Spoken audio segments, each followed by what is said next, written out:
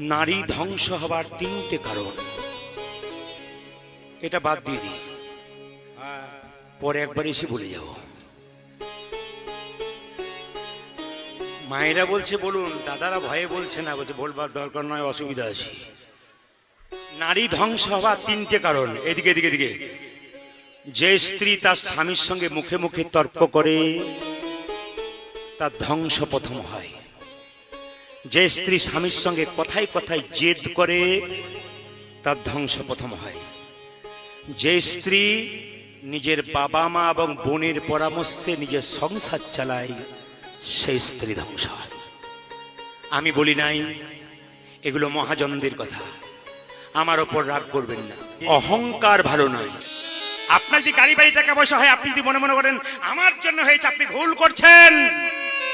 ঈশ্বর আপনাকে দিয়েছে, তাই আপনি হয়েছেন। দিয়ে ধন দেখে মন কেড়ে নিতে কতক্ষণ। এমন একটা রোগ শরীরে বাসা বেঁধে দেবে, সব নিতাই গৌর হরিবল হয়ে যাবে। কিসের অহংকার দেখাচ্ছ? আমার দিকে সবাই তাকিয়ে নিন। অহংকার করো না। কেন? তুমি যে অহংকার করেছো, তুমি কি জন্ম পেয়েছো? তোমাকে জন্ম দিয়েছে তোমার মা, তুমি পাওনি। তোমার নামটা যে রেখা হয়েছিল তুমি রেখেছো, তোমার বাবা মা রেখেছে। তুমি যে পড়াশোনা করেছো তুমি নিজে করেছো, একজন মাস্টার মশাই করিয়েছে। তারপর তুমি যে শেষে শ্মশান ঘাটে যাবে, নিজে যেতে পারবে? নিয়ে যাবে অন্যজন।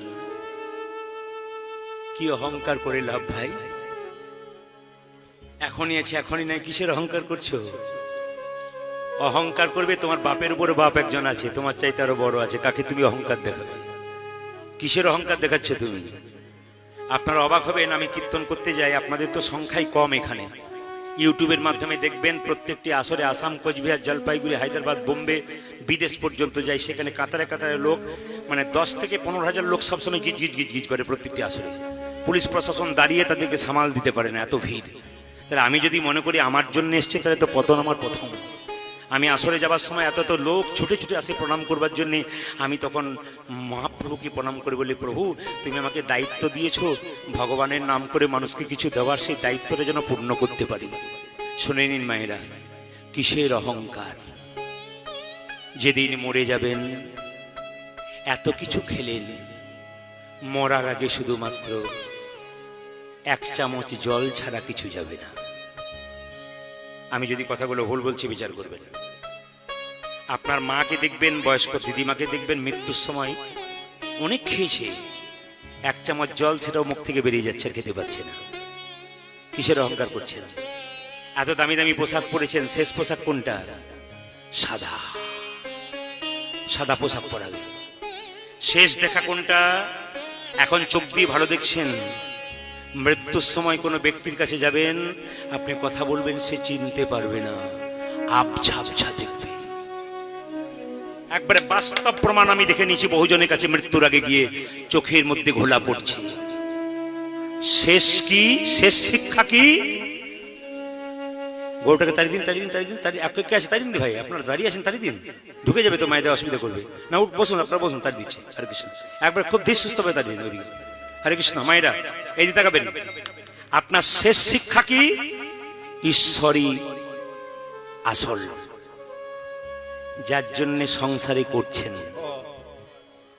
মৌচাক থেকে মধু তোলা দেখেছেন?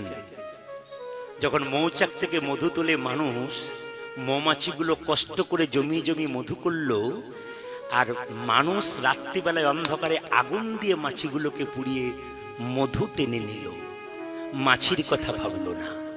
আপনি মাছির মতো একটা একটা করে সংসারে অর্থ নামক মধু জমাবেন, কিন্তু আপনার ছেলে মেয়ে আপনাকে চেষ্টা করবে কতক্ষণ এক পাশে ফেলে দিয়ে শ্মশান চিতাতে পুড়িয়ে দিয়ে আপনার সব মধুটাকে টানবার চেষ্টা করবে।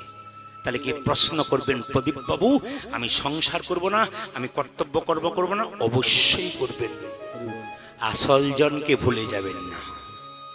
শেষ ভুল হবে আপনার চোখের জল। সবার জন্য করলাম, কেউ আমায় ভালোবাসছে না, যতক্ষণ সংসারে দিলাম ততক্ষণ ভালো, যতক্ষণ দেওয়া বন্ধ করলাম তখন নিতাই গৌর হরিবল হয়ে গেল। মায়েরা যতক্ষণ সংসারে দেবেন সংসার ভালোবাসবে। আপনার শরীরে কঠিন হয়ে যাক, কঠিন রোগ হয়ে যাক, খাটে শুয়ে থাকবেন, 1 মাস 2 মাস 3 মাস বাড়ির লোক সেবা করবে, তারপর বিরক্ত হয়ে বলবে এবার গেলেই বাঁচি। কোনো দাদা ভাই এত কষ্ট করে এত সুন্দর বাড়ি করলেন, গাড়ি করলেন, আপনার শরীরে রোগ হয়ে যাক, 2 দিন পরে দেখবেন আপনারও সেই অবস্থা হচ্ছে। যদি শেষ জায়গায় গিয়ে নিজের ভুলটাকে স্বীকার করতে হয়, এখন থেকে চৈতন্য জাগান, শরীরের মধ্যে নিন, আপনার জীবন সুন্দর। কথাগুলো যেগুলো বলে গেলাম বাড়িতে গিয়ে চোখ মুজবেন, তখন একবার স্মরণ করবেন আমি ঠিক বললাম না ভুল বললাম। মায়েরা সবাই তাকান যে যেখানে বসে আছে, শেষ জায়গা কোথায়? এড়িয়ে তাকান। শেষ জায়গায় কোথা? শেষ জায়গা হচ্ছে চিতা।